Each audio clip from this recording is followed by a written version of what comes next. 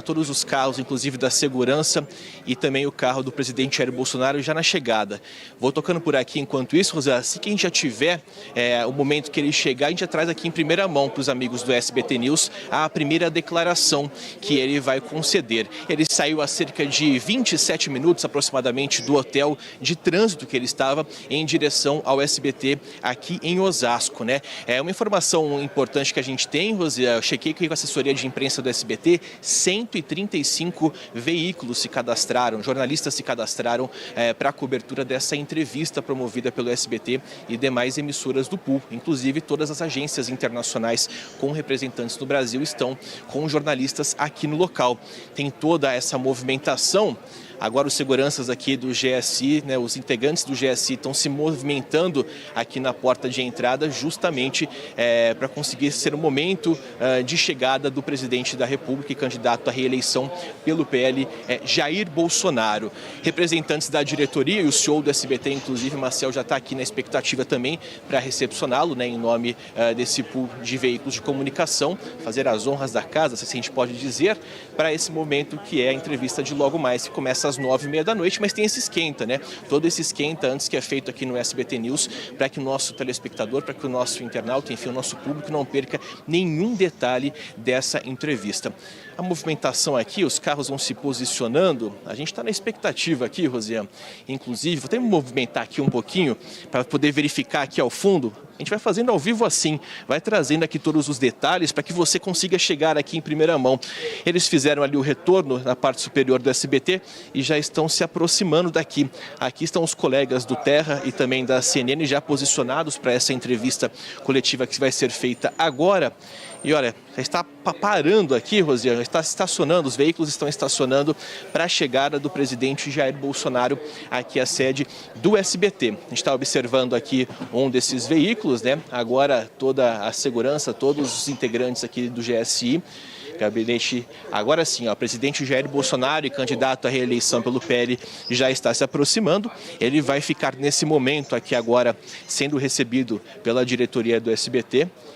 E na sequência ele vai conceder a primeira entrevista aqui, que a gente vai compartilhar com vocês do nosso SBT News, agora na sequência. Então, o presidente da República será recebido aqui nesse momento para conceder a primeira entrevista coletiva. Vamos ouvi-los. Boa noite. Lamento o outro lado não comparecer. Tá? Eu vou ficar exposto a perguntas, espero poder corresponder à altura. Temos muito o que falar, mostrar o que o governo fez, como atendeu a todos. O outro lado se esconde, cria um fake news. Paulo Guedes acabou de declarar, como eu também. Teremos aumento real do salário mínimo no ano que vem. Teremos aumento real para os aposentados e também para os servidores públicos. Se a esquerda não se apoiar em mentiras, o que eles têm a apresentar? Nada, né? Ou melhor, tem que esconder muita coisa.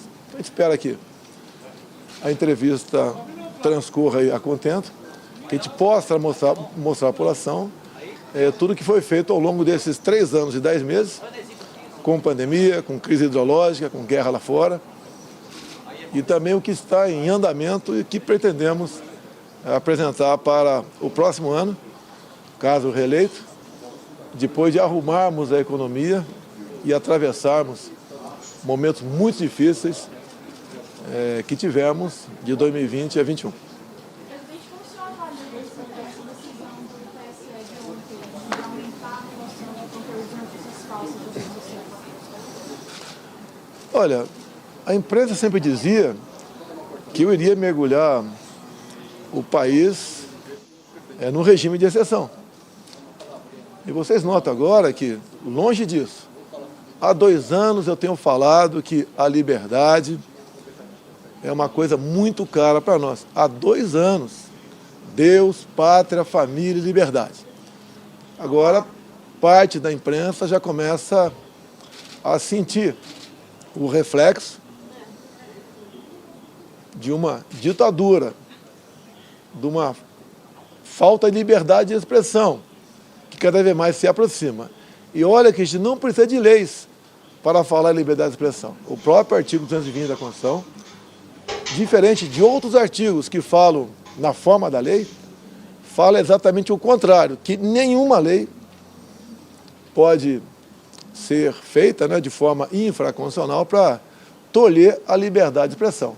A liberdade de expressão é o oxigênio de vocês da imprensa. Hoje está sendo a Jovem Pan, amanhã será vocês. Então, só uma coisa me conforta nisso tudo, é que a conscientização de parte de vocês já se começa a fazer presente de que nós não podemos negociar com a liberdade, senão a nossa democracia vai embora. De que adiantou aquela carta à democracia, onde pessoas que censuram vocês hoje elogiaram a carta lá atrás, mas não respeitam a carta maior da Constituição, a carta maior que é a nossa Constituição. Vamos falar na próxima, presidente. Se você for reeleito, o senhor já tem ideia do perfil que você quer para a STF ou algum nome? Os dois nomes e perfil parecido do André Mendonça e o do Cássio. Eu não vou citar nomes, né? Eu sempre falo, são pessoas que preservam valores como eu. Jamais indicaria para lá um abortista, por exemplo, né? Ou alguém que seja favorável à ideologia de gênero ou liberação de drogas, como existe vários ministros, alguns, com esse perfil dentro do Supremo. E também pela liberdade liberdade do comércio, né? E pela liberdade de vocês. Respeitar a Constituição. Vocês se lembram que quando, por ocasião da transição, ou nos primeiros dias que eu estava na presidência, alguém me deu um exemplar da Constituição. E vocês fizeram a matéria a esse respeito. Eu acho que aquele exemplar tinha que ter ficado com outra autoridade, não comigo. Eu sempre respeitei a Constituição, desde sempre, né? Em especial quando assumimos a presidência da República. Da minha parte, liberdade é uma coisa inegociável. E colegas de vocês estão sentindo que isso não está sendo respeitado por parte de uma outra pessoa, assim como todos nós aqui, dos três poderes, né? Devia ter como Bíblia embaixo do travesseiro. Liberdade igual a democracia, ou você tem ou não tem. E não podemos, como acontece com essas medidas, pessoas se começar a se policiar, o que eu vou escrever? Posso escrever isso ou não? Qual será a medida, até mesmo restrição da minha liberdade pode acontecer se eu continuar escrevendo dessa maneira? Repito, tivemos um deputado federal que falou coisas que eu não concordo de jeito nenhum, abomináveis, né? Tenho verdadeiro asco do que ele falou. Mas tem um artigo da Constituição 53 que diz que todos os deputados e senadores são civil e penalmente, né, invioláveis por quaisquer de suas palavras, opiniões e vozes. Se eu não gosto de um dispositivo da Constituição, vamos procurar apoiamento para mudá-lo. Jamais ignorar esse dispositivo. Como vi um voto hoje de uma pessoa do Supremo Tribunal Federal dizendo a medida é excepcional e a liminar poderá ainda ser revogada. Reconhece que a liminar não tem qualquer amparo na Constituição. Não pode falar que vale até as eleições. Não estamos em estado de sítio. Até mesmo em estado de sítio, que eu posso pedir a decretação via Parlamento brasileiro, e se o Parlamento me der o direito de fazer valer o decreto de sítio, essas medidas, por exemplo, não seriam aceitas. E qualquer abuso da minha parte, eu seria responsabilizado lá na frente. Não pode, agora, uma pessoa ou outra, de forma monocrática, caçar a liberdade de expressão do povo, né? E muito menos de vocês. Okay? Agora o presidente Jair Bolsonaro segue aqui e vai conversar com os demais veículos cadastrados aqui para essa cobertura. Vamos acompanhar mais um momento, Rosiane. Hoje a imprensa, amanhã pode ser a população. Olha, você deve se lembrar que há 2 anos eu venho falando de liberdade, como quase que pregando no deserto. E eu já sabia que isso estava em curso no Brasil. Certas coisas não acontecem de uma hora para outra, aos poucos. Chegou agora na imprensa brasileira. Sem liberdade de expressão, acabou a imprensa. E eu, por mais que vocês tenham me criticado, né, eu sempre defendi a liberdade de vocês. Eles esperavam, ou muitos até de vocês esperavam, esse comportamento de censura vir da minha parte. Da minha parte nunca houve uma palavra, não tem um ato meu para cercear a liberdade de quem quer que seja. E sempre digo, se alguém se sentir ofendido, que vá à justiça, calúnia, difamação, e não onde um tribunal, que vamos assim dizer, não é a parte principal, né, dos três poderes. Tomar adesão como essa, eu acho que, com todo respeito, é um deboche para com vocês de toda a imprensa. Eu já venho falando isso há pelo menos 2 anos. E realmente é lamentável. O Brasil ainda é um país democrático. No que depender de mim, continuar sendo. Digo a vocês, em havendo uma reeleição, eu tenho vontade de publicar decretos com cópias de artigos da Constituição, sem mexer uma vírgula. E dizer que quem agir em desproporcionalidade está abusando de autoridade. Ninguém pode abusar de autoridade. Outro dia eu liguei para a defesa, um assunto reservado, e falei, Paulo Sérgio, eu não mando no Brasil, você não manda na defesa e tal pessoa não manda naquele órgão. Então vamos resolver esse assunto. E resolvemos um assunto. Todos nós temos limites.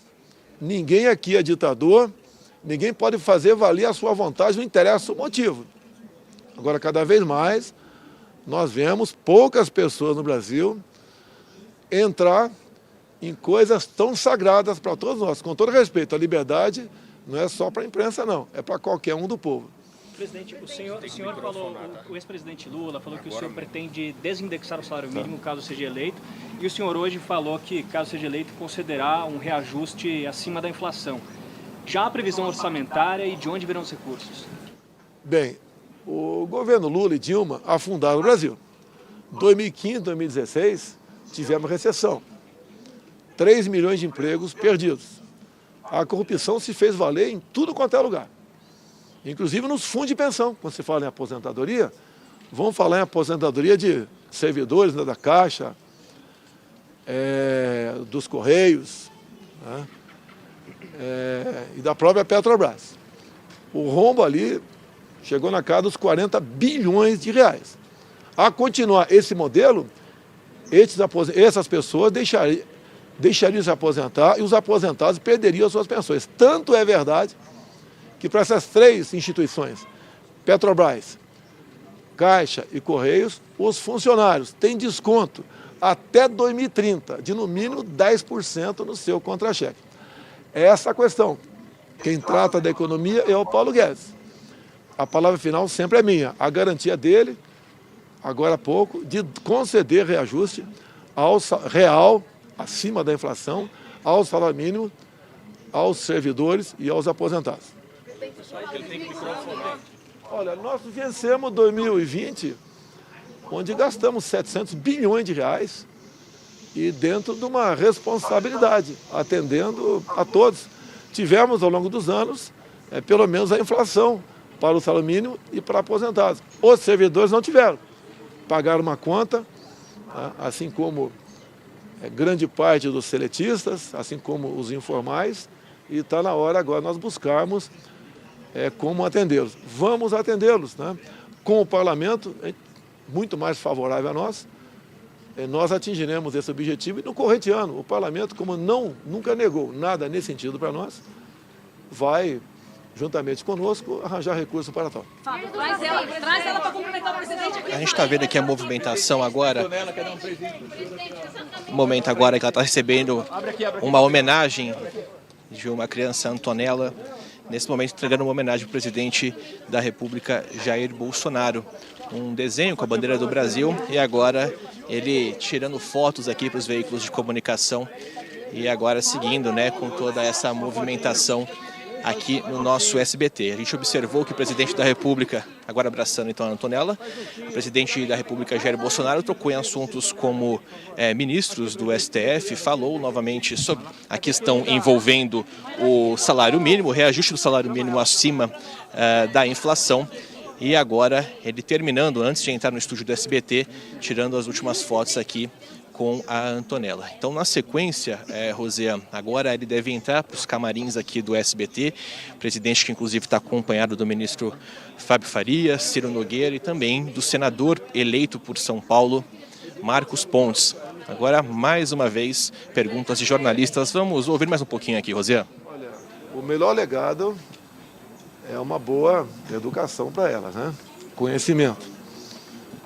Não é novidade aqui. A prova do PISA do PT bateu no fundo do poço. Eu costumo dizer que a grande vantagem do PT, o legado na educação, é que ela não pode piorar mais. Chegou no fundo do poço. Tivemos 2 anos da pandemia pela frente, que a garotada, numa situação bastante complicada, sendo obrigada a ficar em casa. Como é que o senhor vai fazer? Eu vou responder, espero responder, espero que essa pergunta seja feita lá dentro, tá? Eu vou mostrar o que já está sendo feito, né, o que já foi feito e o que faremos. Agora, o presidente está seguindo aqui na sequência. Agora, então, o ministro Fábio Faria dando uma orientação para ele, né, e falando sobre a Antonella, né, a criança que fez a homenagem ao presidente Jair Bolsonaro nessa chegada aqui na entrevista no SBT, que começa pontualmente às 21h30, cerca de 20 minutos ainda para o início da entrevista. Como eu disse, Rosé, 135 jornalistas, por isso toda essa movimentação, por isso toda essa muvuca, se assim a gente pode dizer, que a todo momento, né, novas perguntas são feitas, o pessoal da comunicação aí que acompanha a campanha do presidente Jair Bolsonaro tentando a todo momento fazer com que ele vá para a parte interna da emissora, mas o que está aí um pouco difícil, até porque a todo momento novas perguntas são feitas. Então, uma comitiva, Rosé, só para a gente arrematar esse nosso papo, uma comitiva formada então pelo senador eleito por São Paulo, Marcos Pontes, pelo ministro Fábio Faria e também por Ciro Nogueira, representando aqui essa movimentação. Agora, eu já não consigo chegar mais, eu estou preso por um cabo aqui, Rosé, mas ele está novamente respondendo, né, a perguntas dos demais veículos de comunicação. Agora já está entrando aí para a emissora e entrando no SBT em direção ao camarim, na sequência para o estúdio da entrevista, que começa logo mais às 9h30 da noite. Rosé? Muito obrigada, Marcelo Casagrande, trazendo tudo no laço ali para a gente, a entrevista completa. E é isso, o presidente da República, portanto, já está aqui na sede do SBT, segue para o camarim. Daqui a pouquinho a gente vai, olha lá, ó, ele está entrando. Vamos lá, seguir as imagens ao lado do empresário também, Luciano Hang, que agora há pouco nos deu entrevista. Ele estava no lounge acompanhando, esperando essa chegada de Bolsonaro. Bolsonaro agora sim, olha, já dentro do prédio onde estão os estúdios do SBT aqui em Osasco, em São Paulo. Vai para o camarim, do camarim vai para o estúdio 2, onde vai ocorrer esta sabatina. E só completando quem estava ali na hora, que a gente conseguiu ver de imagem daqui, a gente viu que o Bolsonaro estava acompanhado dos ministros Fábio Faria, Ciro Nogueira, como o Marcelo destacou. Ele também estava ao lado do ex-ministro e senador eleito Marcos Pontes, também de Fábio Weingarten, que foi secretário de comunicação do governo, que agora está numa assessoria direta a Bolsonaro, e também do publicitário Sérgio Lima. Mas agora vamos até Brasília para conversar com Luiz Weber, que está por lá e vai fazer essa dobradinha uma vez mais aqui comigo, né, Weber, nessa cobertura das eleições. Boa noite para você. Obrigado. Bom, a gente vai conversar aqui com o cientista político Tiago Valenciano, que está aqui conosco. Professor, boa noite, obrigado pela participação e presença. Boa noite, Weber, boa noite quem nos acompanha pelo SBT News, mais uma satisfação estar com vocês aqui no ar. Muito bem. Professor, é o seguinte, a gente pôde acompanhar o presidente chegando agora ao SBT e nessa primeira safra de entrevistas, de respostas, ele se concentrou muito no seu público fiel, endereçando o discurso para seu público fiel, reclamando do STF de forma indireta, do TSE também de forma indireta. Para quem o presidente deve falar nessa entrevista de logo mais, daqui a pouco, no SBT? Para que público? Para aquela margem estreita de indecisos, para aqueles que não foram no primeiro turno ou para os eleitores do Lula que eventualmente podem ser convertidos em eleitores de Bolsonaro? É claro que a tentativa dele vai ser agradar geral, né? É óbvio que ele vai tentar agradar todos os públicos que ele precisa falar. Mas imagino que hoje o foco dele vai acabar sendo indiretamente voltado para os indecisos. Até porque ele já fez uma fala mais branda agora aí na recepção em Osasco, na sede do SBT, nos estúdios do SBT.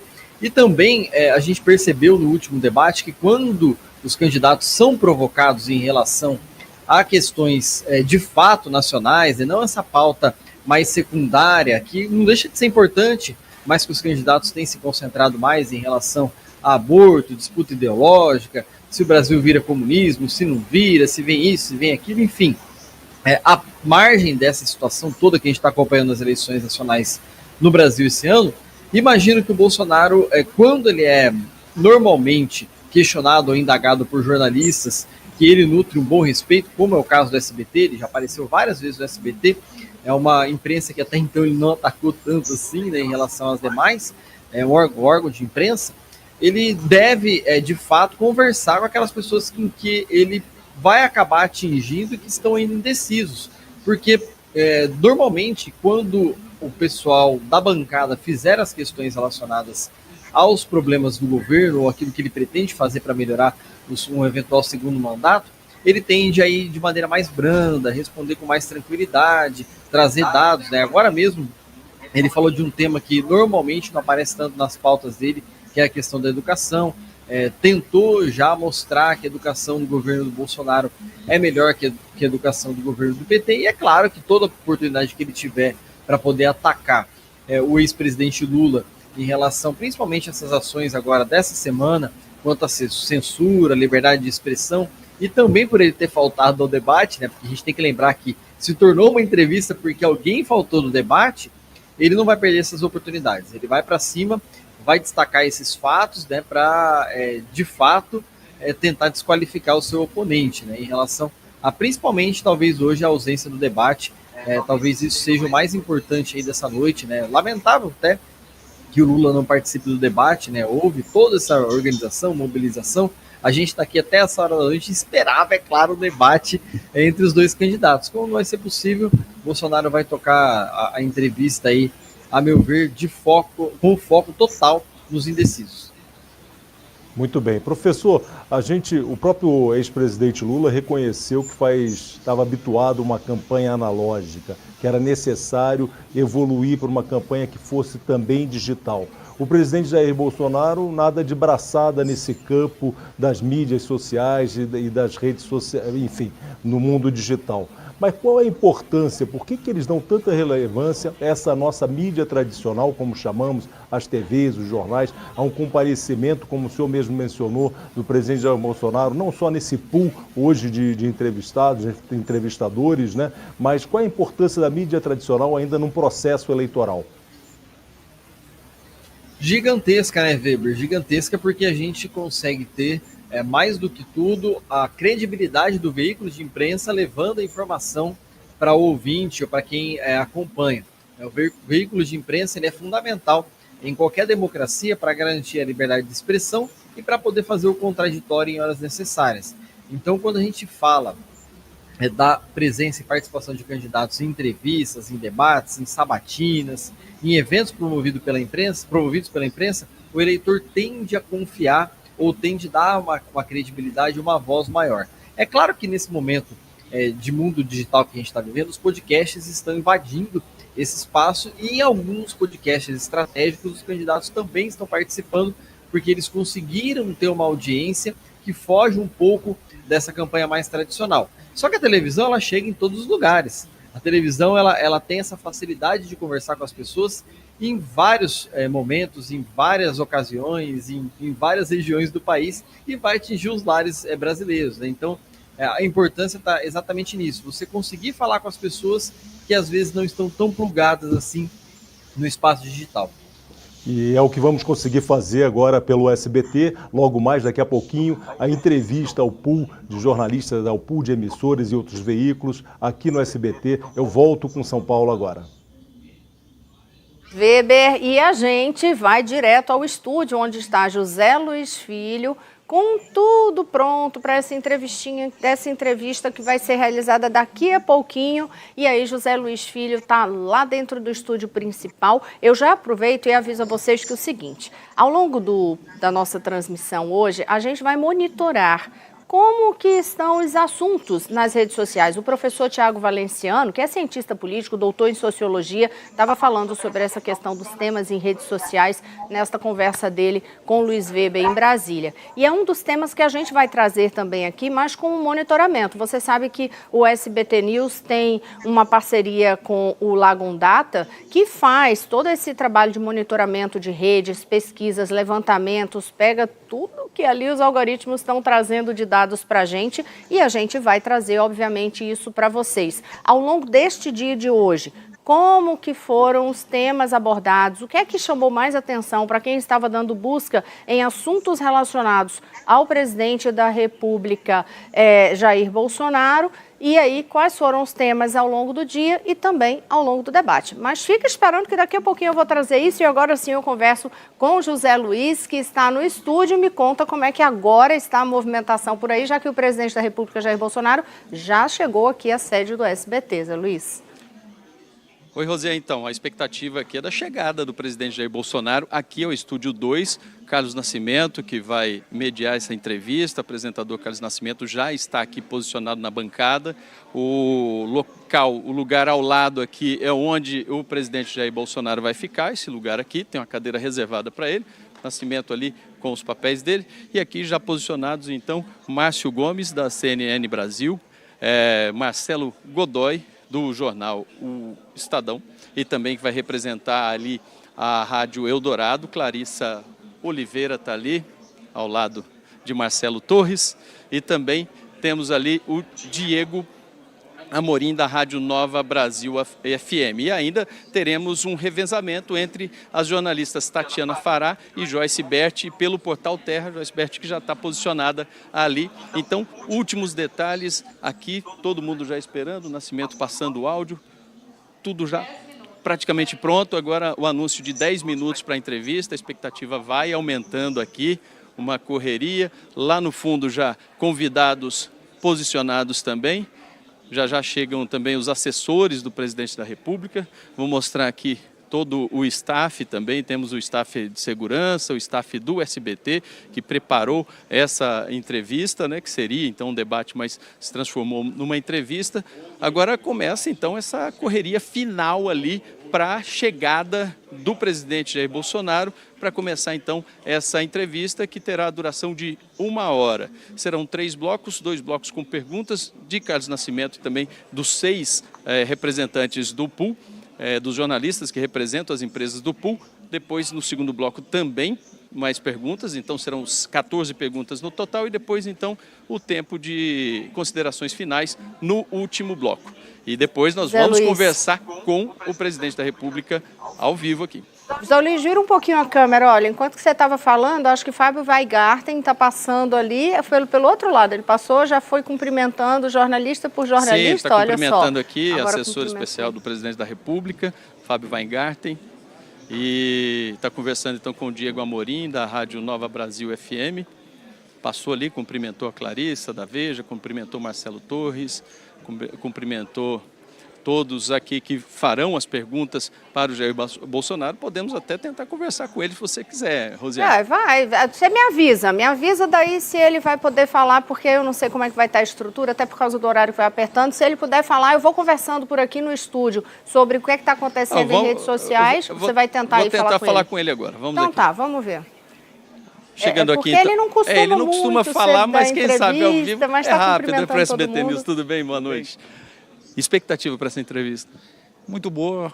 O SBT contribui para a democracia no processo político. Infelizmente, outro candidato fugiu. O presidente está entrando agora. Tenho certeza que ele vai reiterar a audiência cativa do SBT e dos consórcios que estão aqui, da Veja, da CNN, Estadão, Nova Brasil FM. Esqueci de alguém? SBT. Que é um anfitrião, né? Vai dar tudo certo. Então, Rosiane, então vocês veem agora, então, o presidente Jair Bolsonaro, candidato à reeleição pelo PL, tomando o seu seu lugar ali, então, na bancada, ao lado do jornalista Carlos Nascimento, já está microfonado, tem documentos ali, papéis, que vão assessorá-lo durante essa entrevista. Eu volto com você, Rosiane, tudo pronto aqui no Estúdio 2 para o início dessa entrevista de 1 hora com o presidente da República e candidato à reeleição, Jair Bolsonaro. Muito obrigada, Zé Luiz. E aqui no SBT News você vai acompanhar toda a sabatina e também nos intervalos as análises e entrevistas, e a gente vai trazer toda essa movimentação de bastidores nos outros estúdios. Por falar em estúdio, aqui ao meu lado no estúdio, a gente já tem o Marcelo para conversar, que é do Instituto Lagondata, o Marcelo Soares, para conversar com a gente, Marcelo, do que eu estava adiantando anteriormente, que é essa história de que como é que ficou durante o dia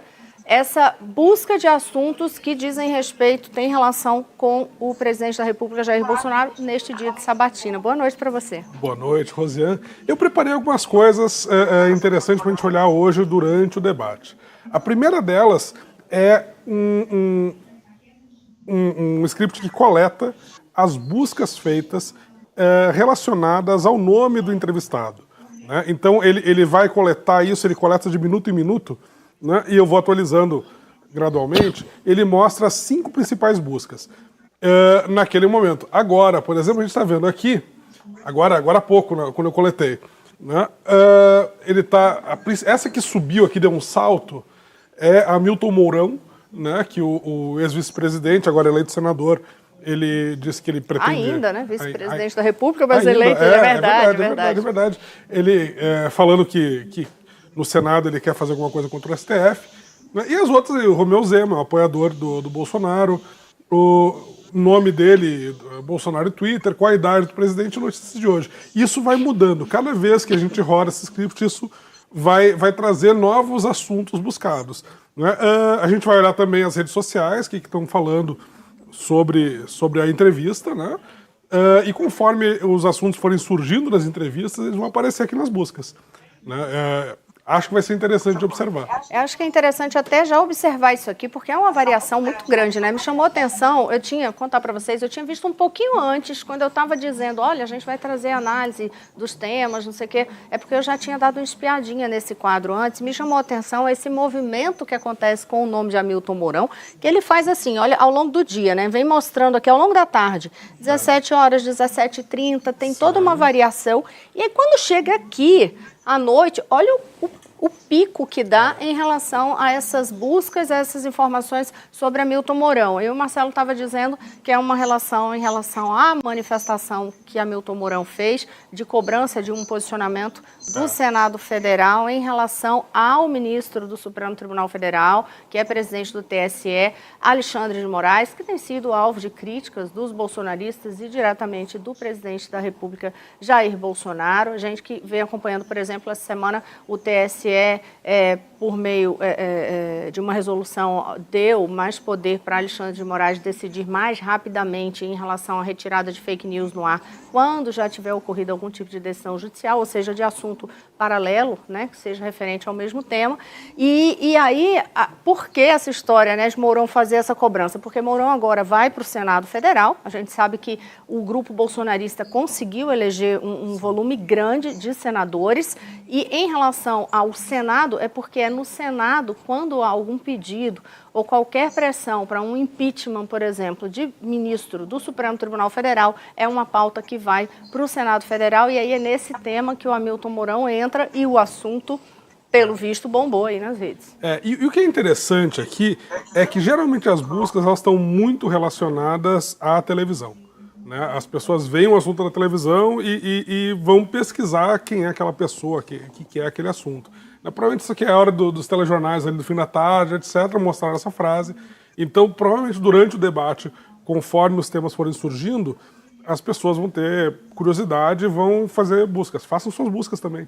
E é isso. E a gente tem hashtag para ir marcando já? Não estou sabendo, não tô sabendo. Eu vou até perguntar aqui, porque a gente tem feito durante toda essa transmissão dos eventos de eleições, a gente tem trazido a hashtag que ajuda a gente, inclusive, a monitorar o que é que tem sido comentado, por exemplo, a respeito desses debates. E aí, olha aqui, ó, a nossa editora está avisando, marca lá, #SabatinaBolsonaro, que aí a gente vai saber que vocês estão fazendo referência exatamente a essa entrevista que está sendo feita aqui no SBT com um pool de veículos de comunicação.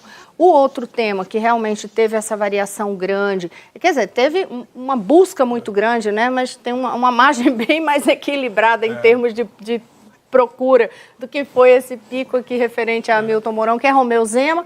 Romeu Zema está lá embaixo. Esse aqui é notícias esse aqui, de hoje. Esse aqui é o Notícias de hoje, olha, eu enxerguei, Romeu Zema aqui é os Notícias de hoje mesmo. Então é a pessoa querendo saber qual assunto está com a relação direta. Isso aqui já está no site do SBT News, então quem quiser acompanhar esse gráfico pode utilizar lá o link e você em casa pode selecionar os temas para ver uma linha com mais detalhe ou ver outra e tal. Essas maiores, para enxergar melhor o andamento das Notícias menores. de hoje. A questão do Romeu Zema, né, gente, também para lembrar o que é, que realmente o governador de Minas Gerais, Romeu Zema, que é do Partido Novo, reeleito no primeiro turno, ele entrou de cabeça no segundo turno agora na campanha de Jair Bolsonaro, tem feito um trabalho com o Bolsonaro, não só no próprio estado, mas também em outras atividades do período de campanha política eleitoral. Mas eu confesso a você que eu fiquei curiosa, foi com isso aqui, olha, cá embaixo, deixa eu ver se eu não confundo aqui, ó, qual a idade do presidente Jair Bolsonaro? Confesso a vocês que eu não vi qual foi o tema que fez com que a idade do presidente Jair Bolsonaro hoje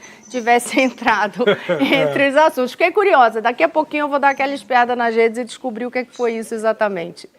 Às vezes as pessoas ficam curiosas ali com todo tipo, perguntam quem é, no caso dele todo mundo sabe, mas assim, qual é o nome da esposa da pessoa, etc. Né? Entendi. Então é isso, e aí a gente vai trazendo e daqui a pouco vai atualizar. O que a gente tiver de informações vai marcando.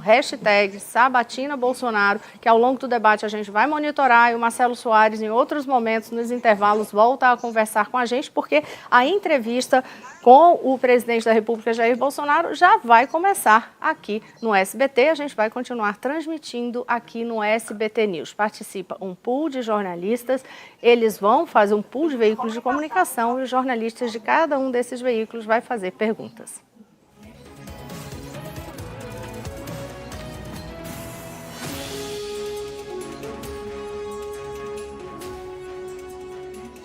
Boa noite. Este deveria ser o debate entre os candidatos à presidência da República escolhidos para disputar o segundo turno. O candidato Lula do PT foi convidado, mas não quis participar, alegando incompatibilidade com a agenda de campanha.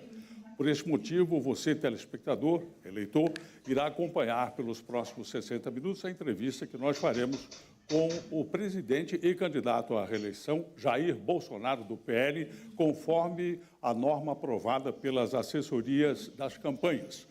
O pool de veículos de comunicação formado por SBT, CNN Brasil, Terra, Rádio Nova Brasil, Estadão, Eldorado e Veja, agradece a presença do candidato Jair Bolsonaro. As perguntas desta entrevista serão feitas por mim e pelos jornalistas dos veículos que compõem o nosso pool. A entrevista será dividida em 3 blocos. Nos 2 primeiros, o candidato responderá 5 perguntas em cada bloco. No último bloco, serão 4 perguntas e mais as considerações finais. Cada pergunta terá, no máximo, 30 segundos, a resposta 2 minutos e 45 segundos, o mesmo tempo das considerações finais. Bom, vamos então iniciar a entrevista. Boa noite, candidato. Eu gostaria de saber se o senhor tem um projeto estratégico para a economia brasileira, a partir do caso do senhor ser reeleito no mês de janeiro, que aí vem. Quais são os pilares desse plano econômico? Queria saber também que empresas estatais o senhor pretende privatizar e o senhor sendo reeleito, se o ministro Paulo Guedes continuará no comando da economia. Começando pelo final, Paulo Guedes continua, assim como todos os ministros, a não ser que queiram sair por um motivo qualquer, todos permanecerão. A economia está restrita ao Paulo Guedes, obviamente, com todo respeito a ele, nas questões mais estratégicas, a palavra final é minha. E tem sido assim, sem qualquer atrito entre nós. Ele enfrentou uma pandemia, uma guerra lá fora e uma crise ideológica muito grande. O mundo todo sofreu com inflação, aumento de preço. O Brasil não foi diferente. Com a política do fica em casa, a economia a gente vê depois, foi um grande teste aqui para o Brasil também. Vencemos isso, concedendo auxílio emergencial para 68 milhões de pessoas, né, os mais pobres. Criamos programas para que não tivéssemos desemprego no Brasil, como o Pronamp e o BEM, tivemos sucesso tocante a isso. E também outras coisas, outras medidas foram tomadas apenas da pandemia, como a Lei da Liberdade Econômica, que facilitou, em especial os autônomos, a conseguir abrir a sua empresa. Também a política do Paulo Guedes, ele fala em reindustrialização, é diminuição de impostos. Como ele diminuiu, por decreto meu, 35% de 4 mil produtos e pagavam IPI. Tá? Não deixou de ser um sucesso essa proposta dele. Também desburocratização, desregulamentação, como, por exemplo, um grande corte nas normas regulamentadoras. Isso tudo, né, somado, nós temos o 7º país mais digitalizado do mundo. Fizemos, entre aspas, uma grande reforma administrativa, coibindo concursos públicos, exceto para os mais importantes, né, Polícia Federal e Polícia Rodoviária Federal, diminuindo então o peso da máquina e a despesa com a mesma. Ou seja, nós arrumamos agora a economia. Como o Paulo Guedes bem conversou comigo hoje, o Brasil está pronto, está arrumado para voar a partir do ano que vem, o que deveria ser feito por nós em 2020, caso não fosse a pandemia. Então, a liberdade econômica, o livre comércio, a diminuição do peso do Estado, entre outras medidas, que fazem parte do atual e futuro plano econômico do nosso governo. A próxima pergunta será do jornalista Márcio Gomes, da CNN Brasil. Boa noite, Márcio. Muito obrigado, Nascimento. Boa noite, Nascimento. Boa noite, presidente. Eu retorno ao tema do debate do primeiro turno, relação entre poder e Supremo Tribunal Federal. De lá para cá, o senhor já falou que não vai apoiar um aumento no número de ministros do STF. Hoje, o seu vice, general Hamilton Mourão, recém-eleito senador pelo Rio Grande do Sul, disse à CNN e ao Estadão que o ministro Alexandre de Moraes, do Supremo, presidente do TSE, ultrapassou o limite e, por isso, ele, Mourão, vai discutir o assunto impeachment no Senado. Daí a pergunta, o senhor pretende, se reeleito, apoiar algum movimento de impeachment de ministros do STF no Senado? Eu já entrei no passado com pedido de impeachment contra o senhor Alexandre de Moraes. Não prosperou por decisão do presidente do Senado. O perfil do atual Senado foi mais para centro-direita, mais independência, vamos assim dizer. Eu não pretendo entrar com nenhum pedido de impeachment contra o senhor Alexandre de Moraes. Até qualquer um do povo pode fazê-lo. Isso compete, então, qualquer processo de cassação, impeachment, né, compete exclusivamente ao Senado Federal. Da minha parte, não pretendo aumentar o número de ministros, e tem uma proposta na Câmara de 2013 da senhora Luísa Erundina, onde 40 deputados do PT assinaram essa proposta. O que a gente vê acontecendo no Brasil, que é um crescente de críticas ao Supremo, né? Eu parei no tocante a isso, mas há algum tempo eu já vinha falando muito a palavra liberdade, e nós devíamos nos preocupar com isso. Fiquei isolado por muito tempo falando essa palavra aí como num deserto. Hoje nós estamos vendo que isso tornou-se quase que veio para uma ordem do dia. Agora, deixo claro, a decisão do TSE veio de um pedido por parte do Partido dos Trabalhadores. Então, a decisão do TSE, errada ou não, foi provocada pelo Partido dos Trabalhadores. Então, o PT não tem qualquer zelo, qualquer compromisso com liberdade. Haja visto que ele sempre fala no tocante a controle da mídia. Várias vezes ele diz que vai controlar vocês da mídia e controlar aqui as mídias sociais. Costumo dizer, e pese as críticas que eu recebo da imprensa brasileira, nunca tomei uma medida de força contra qualquer repórter no Brasil. Nunca tentei derrubar a página de quem quer que seja, desmonetizar a página de quem quer que seja, e sempre aceitei isso, muitas vezes sofrendo fake news, inverdades e calúnias, mas não busquei atingir o que é a alma da democracia, que é a liberdade, que é a alma de vocês, que é a liberdade de imprensa. Então, que pese o senhor Alexandre de Moraes ter tomado, juntamente com o TSE, medidas restritivas, como se vê agora, tocante à CNN. Ele foi provocado pelo Partido dos Trabalhadores. Eu acho que a preocupação maior, antes até do que o TSE, tem que ser com o senhor Luiz Inácio Lula da Silva, que pretende calar a mídia brasileira. E ele tem reiteradamente falando sobre isso. E termino. A opinião do vice é a dele, ele praticamente agora é senador, e ao Supremo, ao Senado, as decisões que devo tomar com independência que existe entre os três poderes. Jornalista Marcelo Godoy, representando o Estadão e a Rádio Eldorado. Boa noite, com a sua pergunta, por favor. Boa noite, candidato. A série de reportagens Agente Estadão mostrou que a governabilidade sofre pela transferência excessiva do controle de gastos ao Congresso. O senhor nega ter criado o orçamento secreto, mas ele foi gestado dentro do Planalto pelo general Ramos e, em 2019, o senhor enviou ao Congresso o texto que criou esse orçamento. A pergunta é, como criar governabilidade num futuro mandato do senhor sem submeter o orçamento federal a interesses subalternos? Olha, o que houve nessa época é o Congresso querer poder. Perderam poderes comigo porque eu não entreguei ministérios. Entregar ministérios, entenda, entregar parte do orçamento. Também não entreguei estatais. Onde se viu, nós vimos os absurdos que aconteceu, por exemplo, na Petrobras, nos Correios, na Caixa Econômica, no Banco do Brasil.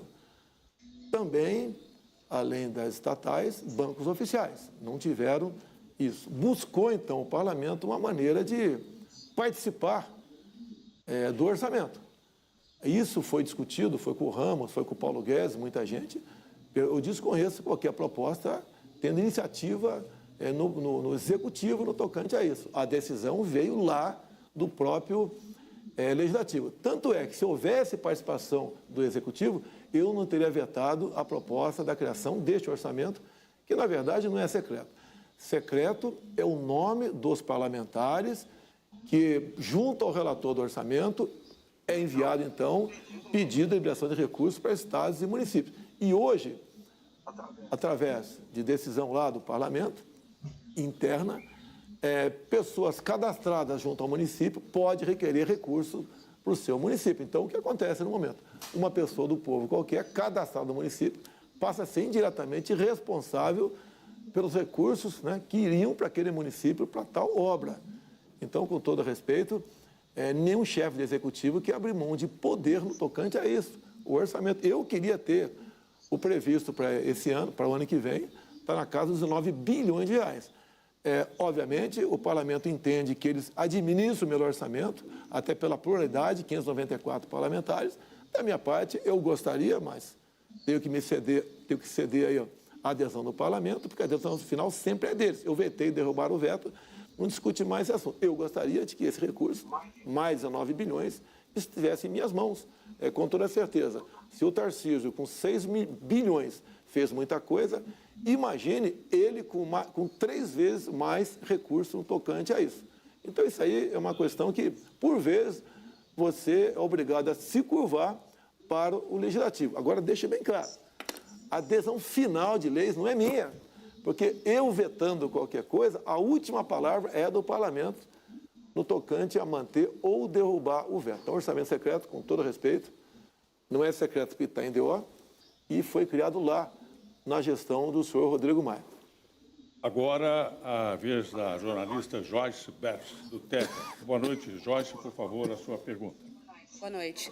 Candidato, a sua atuação na pauta da equidade racial, infelizmente, foi irrelevante.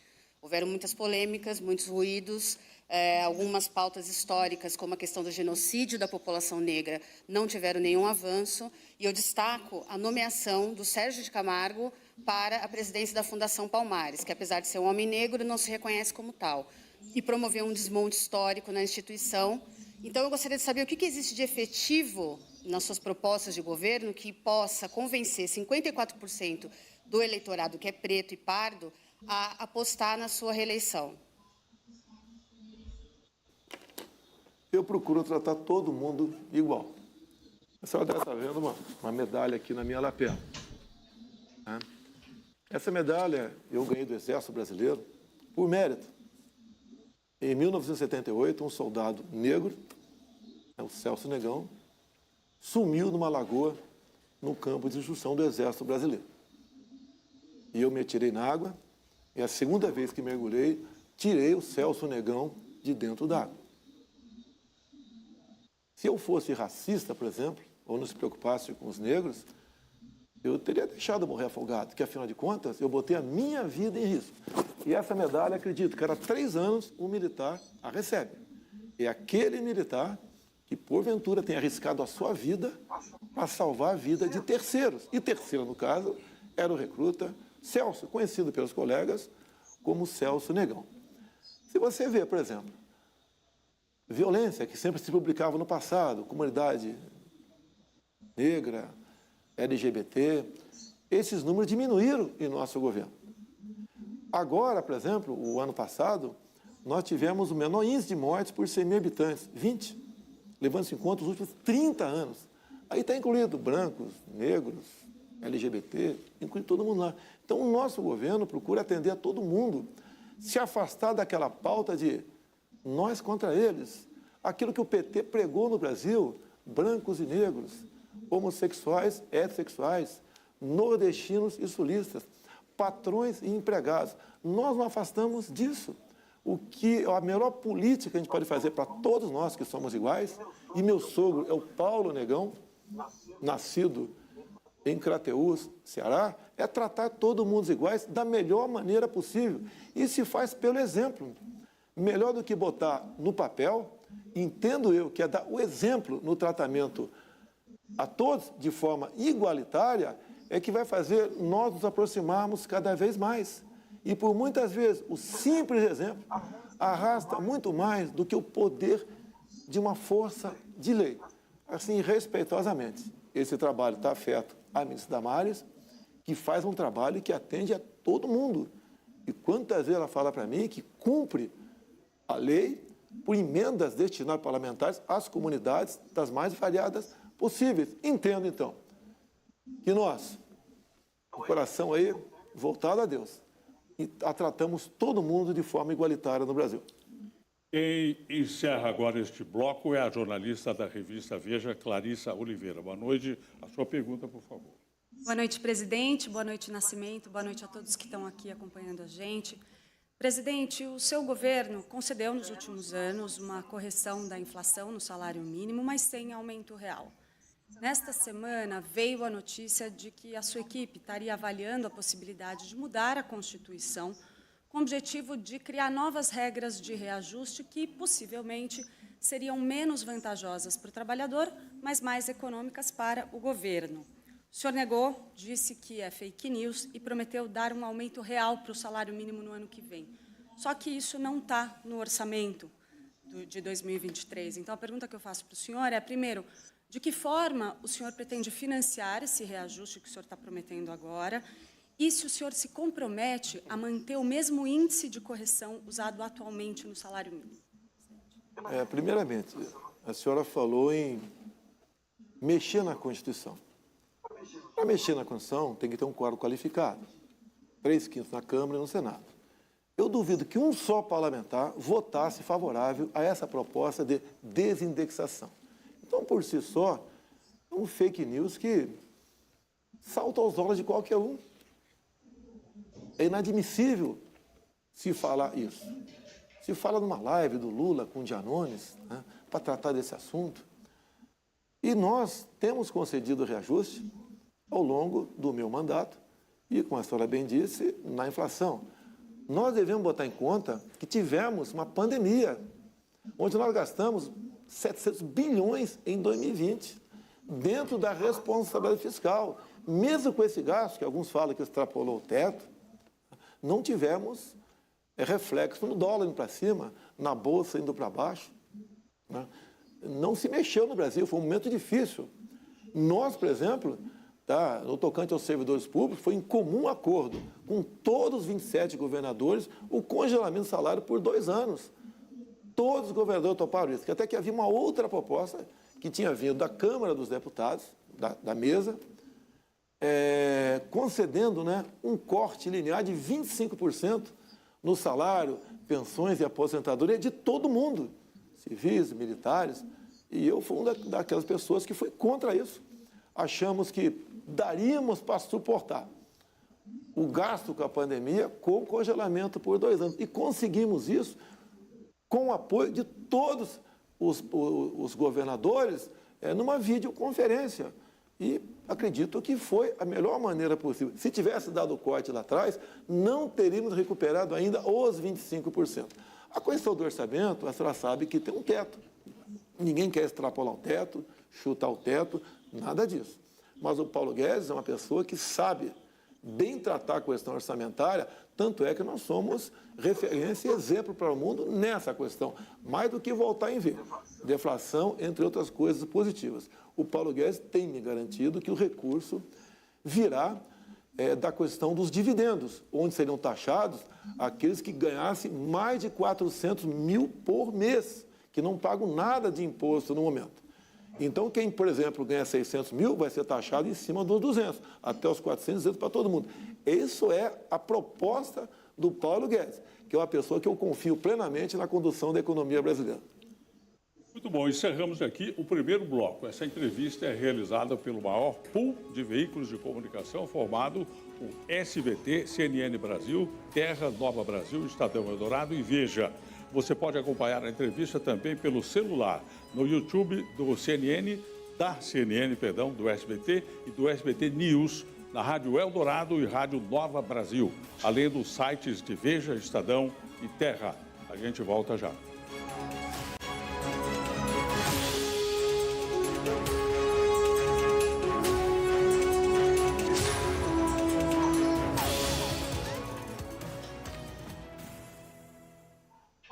Portanto, você acompanhou esse primeiro bloco da entrevista, a sabatina com o presidente da República, Jair Bolsonaro, candidato à reeleição, ele que é do PL. E o tema, sabatina Bolsonaro, que a gente disse a vocês, coloca lá a hashtag nas redes sociais, daqui a pouquinho a gente vai trazer algumas outras informações sobre o que é que está pegando nas redes sociais de temas.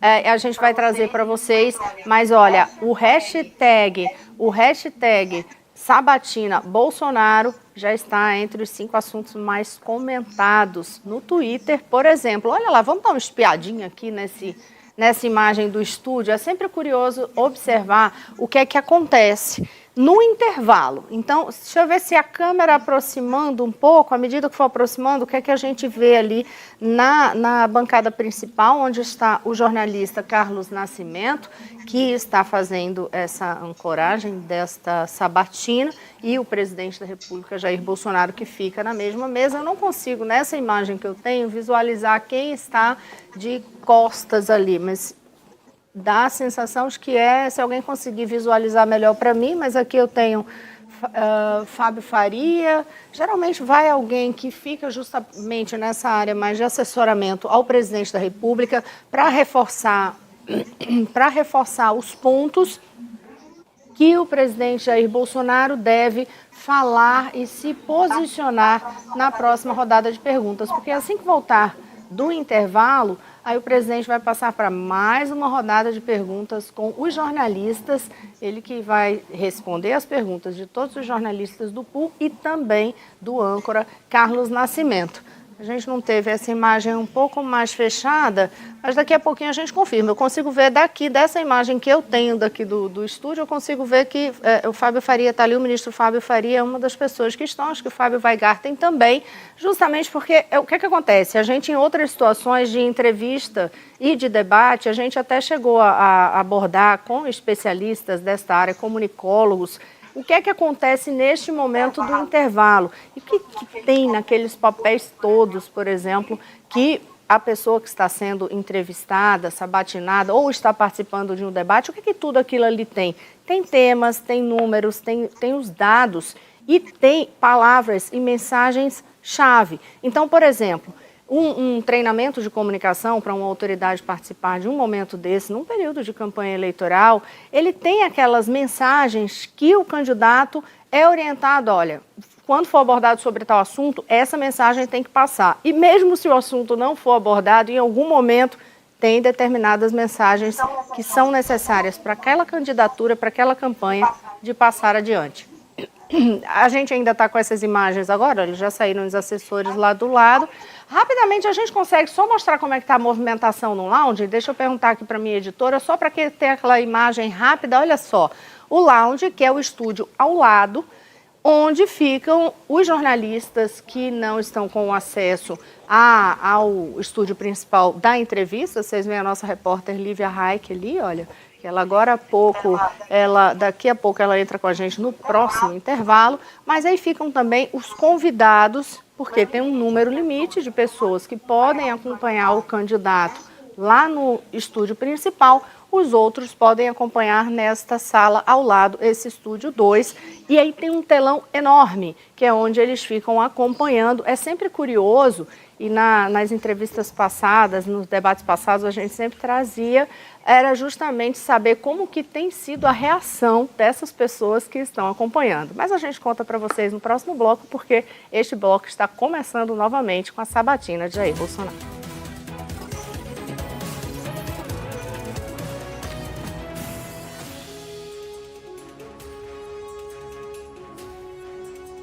Estamos de volta para a entrevista com o presidente e candidato à reeleição Jair Bolsonaro, do PL. O candidato Lula, do PT, foi convidado para debater com Jair Bolsonaro, mas não quis participar. Essa entrevista é promovida pelo maior pool de veículos de comunicação, que reúne SBT, CNN Brasil, Terra, Rádio Nova Brasil, Estadão Eldorado e Veja. Você pode acompanhar essa entrevista também pelo celular no YouTube da CNN, do SBT News, da Rádio Eldorado e Rádio Nova Brasil, além dos sites de Veja, Estadão e Terra. Começamos este bloco com o jornalista Marcelo Torres, do SBT. Boa noite, Marcelo, a sua pergunta. Boa noite, Nascimento. Boa noite, candidato. Boa noite para todo mundo que está em casa também. Candidato, o senhor promete continuar pagando o Auxílio Brasil de R$ 600 caso o senhor seja reeleito, mas, por enquanto, não tem dinheiro para isso no orçamento. A lei que foi aprovada, ela prevê o pagamento de R$ 600 só até dezembro. O senhor já falou em entrevistas em usar possivelmente dinheiro de privatizações para fechar essa conta, mas privatizações levam tempo. Ontem o Paulo Guedes citou taxar lucros e dividendos, o senhor acabou de falar isso aqui também, mas também a gente não tem uma clareza se isso fecha a conta. Eu queria que o senhor tentasse explicar para a gente, da maneira mais clara possível, de onde que o senhor vai tirar dinheiro para que em janeiro o Auxílio Brasil não caia de R$ 600 para R$ 400. Primeiramente, o Bolsa Família, até o ano passado, começava com R$ 42, uma quantia bastante irrisória. Até o ex-presidente Lula, no debate, falou que a economia estava muito bem no tempo dele.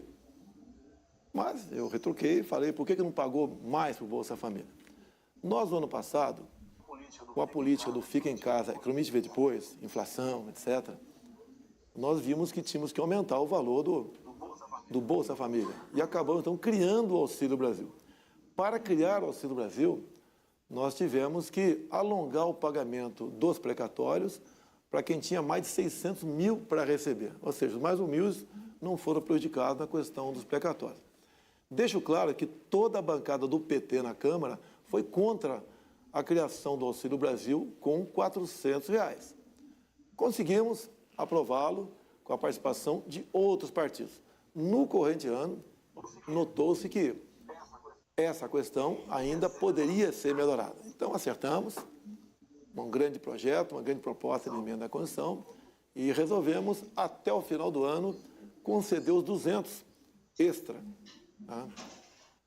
E, obviamente, busquei a equipe econômica, confio no Paulo Guedes, eu carinhosamente o chamo de posto Ipiranga, e ele tem achado alternativa para tudo aquilo que ele promete.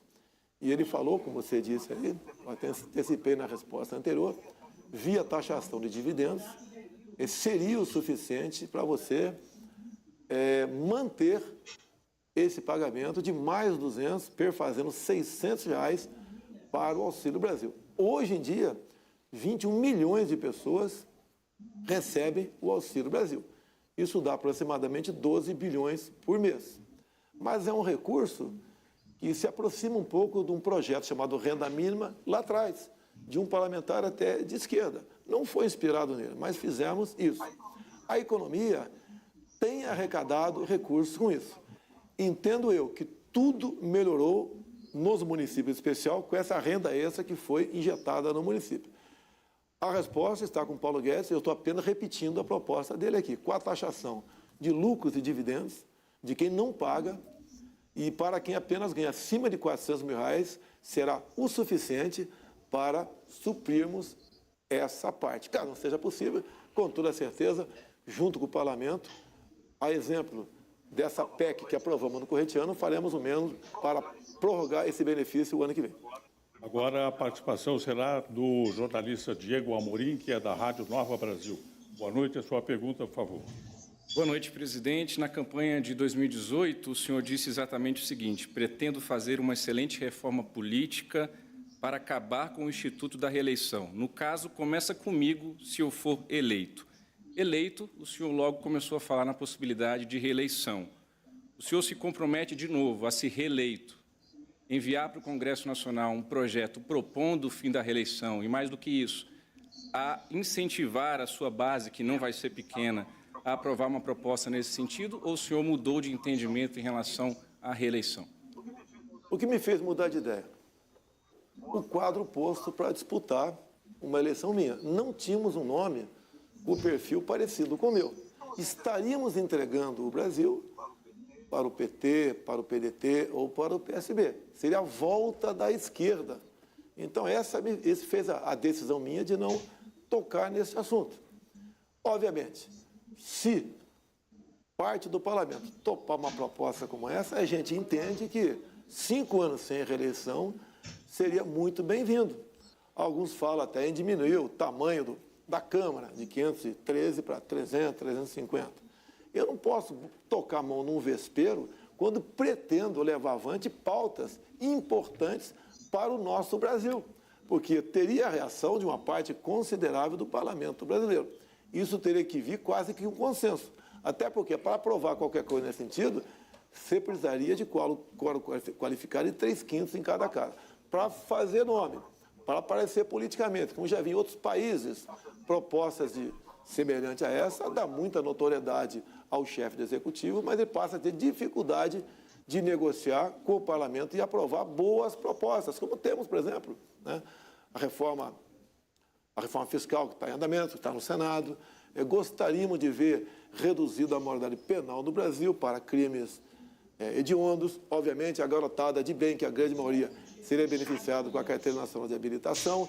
Então, tantas e tantas outras propostas poderiam ser prejudicadas com essa mudança. Se o parlamento vier em comum acordo, eu, basicamente, não tenho por que dizer não. Afinal de contas, eu pretendo, né, logicamente, caso reeleito, entregar o governo no ano que vem para alguém de um perfil semelhante ao meu. Até lá, entendo eu que a direita, que nunca existiu no Brasil, a não ser de forma isolada, e seja mais consolidada. A prova que o povo deu, que quer gente com o meu perfil continuar como chefe do executivo, foi por ocasião das últimas eleições, onde grande parte do parlamento foi para o centro-direita. E estamos acostumados à esquerda ou centro-esquerda. E o pessoal entende cada vez mais que um país é melhor administrado da forma como vem administrando. Até mesmo vocês sabendo com antecedência quem são os principais ministros, ou quase todos os ministros. Enquanto que o outro lá à esquerda sequer tem coragem de falar quem é o seu ministro da Economia. O que faz com que muita gente fique desconfiado com as verdadeiras intenções do senhor Lula na presidência, caso ele chegue. O jornalista Bátio Gomes, da CNN Brasil, fará agora outra pergunta a Jair Bolsonaro. Por favor. Presidente, eu queria falar com o senhor sobre meio ambiente agora. O INPE tem mostrado que durante o seu governo, ano após ano, a taxa de desmatamento na Amazônia Legal está aumentando. No último debate, o senhor até sugeriu que o desmatamento era maior durante o governo Lula, mas isso não responde ou justifica o aumento que está acontecendo na sua gestão. Pergunta, então, se reeleito, qual vai ser a sua primeira medida para tentar reduzir esse desmatamento na Amazônia Legal?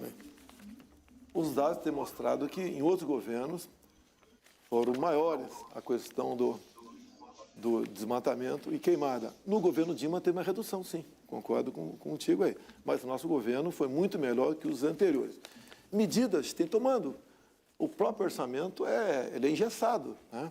Mas nós temos, por exemplo, feito operações com a Operação Guardiões do Bioma, onde temos combatido o crime organizado, o tráfico de animais silvestres, contrabando de produtos florestais, entre outros. Eu acho que a melhor proposta que pode ocorrer, que não conseguimos aprovar nos primeiros 2 anos, seria a regularização fundiária. O que seria isso? Todo e qualquer terreno do Brasil teria a sua localização definida por satélites. E qualquer, então, desmatamento ou foco de calor, você saberia quem está provocando aquilo. Você poderia fiscalizar isso dessa forma. Se esse desmatamento foi, por exemplo, em área permitida ou não. Se o foco de incêndio de calor foi em foco permitido ou não. E não aberto como está. Hoje em dia, nós sabemos que existe desmatamento irregular, sim, existe. Existe foco de calor, existe. Mas entendemos que nós podemos diminuir muito isso daí, você responsabilizando diretamente no CPF aquela pessoa causadora por esse dano ambiental. E hoje, deixar bem claro, 2/3 do nosso solo brasileiro, nossa terra, é preservado. Está da mesma forma como aí Pedro Álvares Cabral aqui chegou ao Brasil em 1500. Deixo claro também que 84% da Amazônia está preservada. Quem tem propriedades na região amazônica é obrigado a deixar 80% in natura, preservado. Isso tem, no meu entender, em grande parte, se mantido. Agora, com a regulação fundiária, nós botaríamos um ponto final nisso. Você pode ver, os grandes países, né, que nos criticavam o tempo todo, como a França, deixaram de criticar. A Alemanha voltou a usar energia fóssil, suja. Outros países têm feito a mesma coisa, tendo em vista a crise, né? Rússia, Ucrânia, guerra, melhor dizendo. Ou seja, sem energia ninguém vai a lugar nenhum, todo mundo sofre. E esses países agora deixaram de ter esse olhar tão crítico ao Brasil. A própria França ardeu em chamas por 2 meses, porque o São Macron, o maior crítico no tocante ao nosso meio ambiente, não tomou providência. Bem, o que eu posso dizer é isso, gostaria de falar mais, mas meu tempo está acabando ali. Vamos agora é a vez do Marcelo Godoy, representando o Estadão e Rádio Eldorado. Presidente, em proporção ao PIB, o Brasil gasta com funcionalismo mais do que 90% dos países. O senhor empregou 6 mil militares no governo, apesar da promessa de não aparelhar o Estado.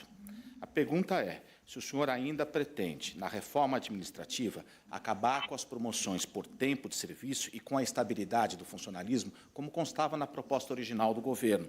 E como impedir que isso abra espaço para mais clientelismo, em vez de enxugar a máquina pública?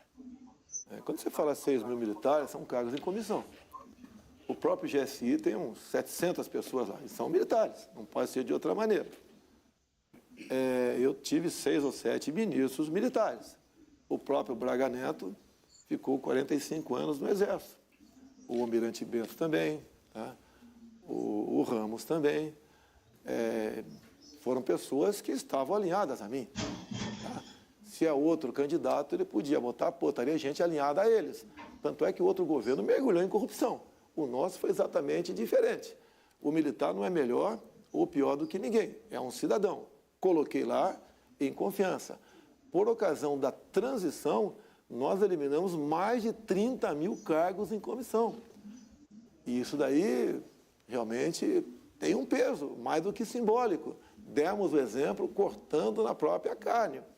Nós só abrimos concurso para o essencial. Polícia Federal e Polícia Rodoviária Federal.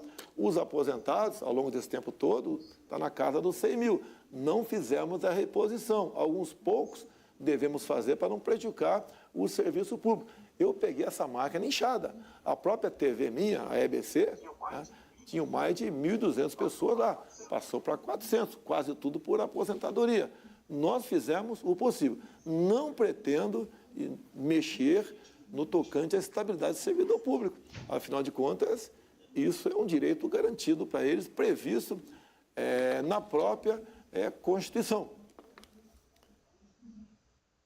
Então, não mexeremos no tocante à possível estabilidade. Poderia discutir para os futuros servidores públicos, para os atuais, não.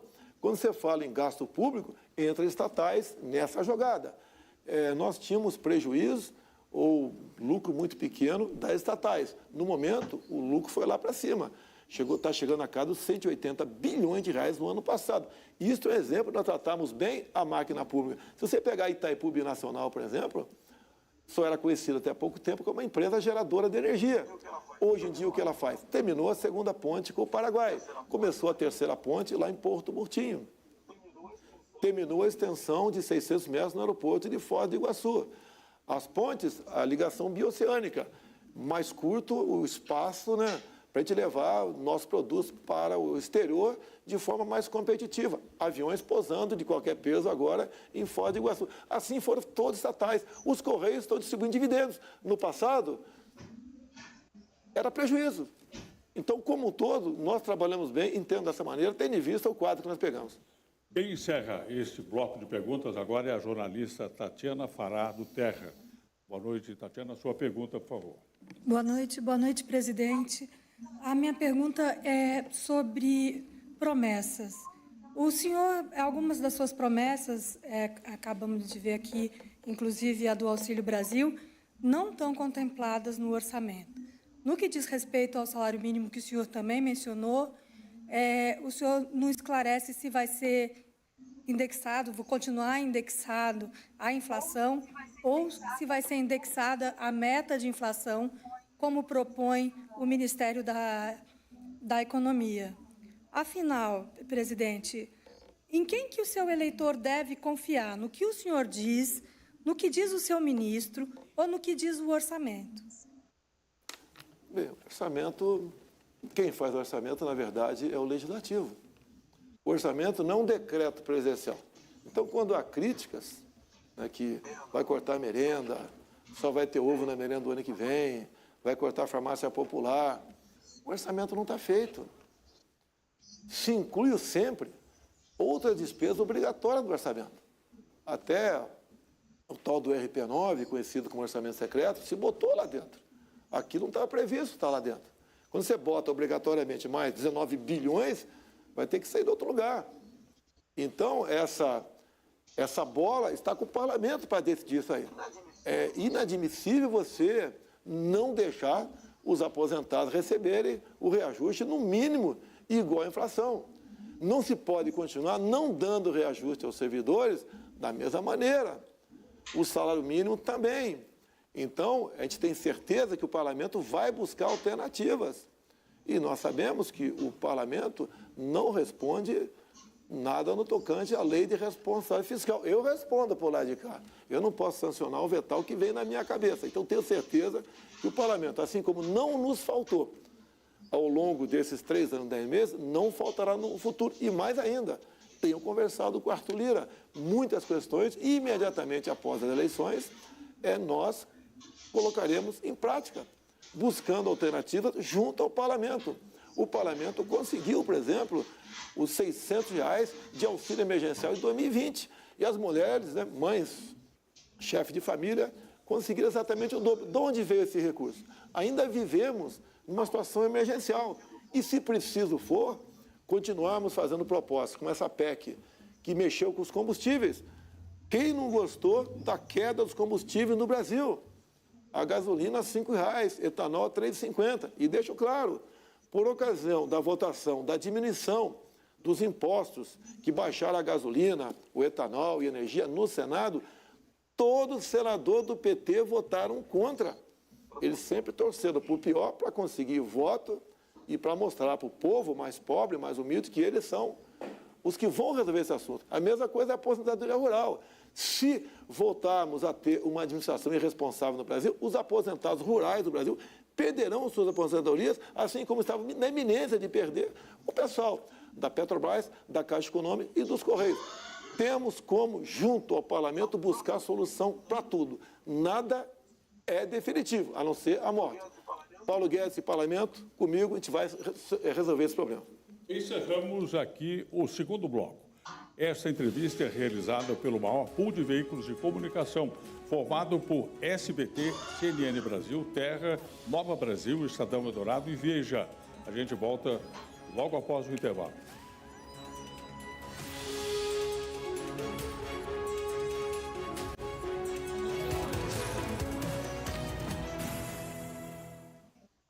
Eu estou de volta aqui com vocês neste intervalo para a gente dar aquela espiada em como fica a movimentação no estúdio principal no momento em que, para a entrevista, dá um breve intervalo, aí a gente aproveita para olhar como que fica a movimentação por lá. O que é que vai acontecer no próximo bloco, que é o terceiro e último bloco?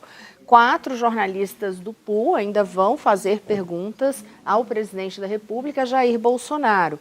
E depois, o candidato à reeleição pelo PL, ele vai ter 2 minutos e 45 segundos para fazer as considerações finais. Então, daqui a pouquinho a gente dá uma olhada de novo como que está essa movimentação. Uma vez mais, o presidente da República recebe as pessoas mais próximas a ele nesse assessoramento sobre as mensagens que deve focar, principalmente para esse terceiro bloco, que é o último desta sabatina, mas aí daqui a pouquinho a gente volta para este estúdio. Eu vou pedir agora aquela câmera da outra área que é reservada para os convidados e lá você sabe que está a repórter Lívia Rai, que é onde está o lounge. Lívia, me conta por aí como que está a movimentação e também assim, como é que tem sido a reação, hein? À medida que as perguntas vão sendo feitas, as pessoas estão bem tranquilas, pacíficas, comemoram, sorriem, aplaudem, ou está tudo bem tranquilo por aí?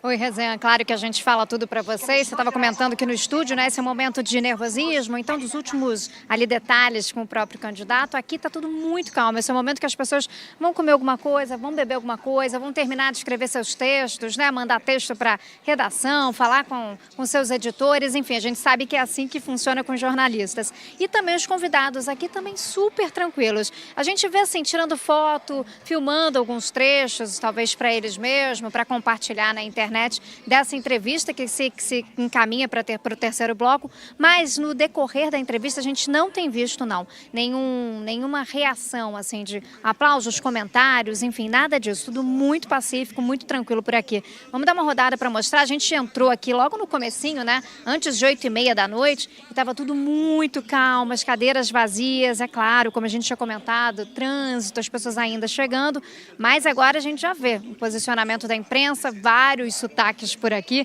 imprensa nacional e internacional, e eles de olho, né, Rosiane, porque esse é um momento final, reta final desse segundo turno, a 9 dias da eleição, então é claro que aqui todos anotando, atentos, tudo que está acontecendo nessa entrevista, nessa sabatina final desse segundo turno. Rosiane, com você. Lívia, e é até curioso, né? Porque quando a gente pensa, por exemplo, no primeiro debate mesmo presidencial, que ainda tinham todos os candidatos ali no primeiro turno, aí era uma outra situação bem distinta aí no lounge. Porque o que acontecia no lounge? Estavam os convidados de todas as outras candidaturas e aí eles torciam, eles aplaudiam, eles sorriam, assim, tinham uns certos levantes em relação aos momentos do debate. Os ânimos ficam mais acirrados, né, Rosiane? Exato. Aqui a gente vê jornalistas todos trabalhando, muito atentos, e também os convidados do próprio candidato. Então, sem sombra de dúvida, por não ter se tratado de um debate, é por enquanto aqui, e vai continuar assim, está tudo muito pacífico.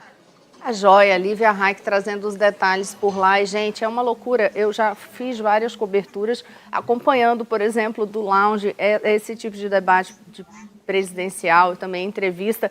E aí os jornalistas ficam justamente no ritmo de mandar o material o mais rapidamente possível, destacando quais são os principais pontos das declarações feitas pela autoridade durante aquele bloco. Então, só reforçando, a gente segue agora para o terceiro e último bloco desta entrevista com o presidente da República, Jair Bolsonaro. Seria um debate, mas o candidato do PT à presidência, Luiz Inácio Lula da Silva, ele declinou do convite, então ficou uma entrevista e você vai acompanhar a partir de agora mais este terceiro e último bloco.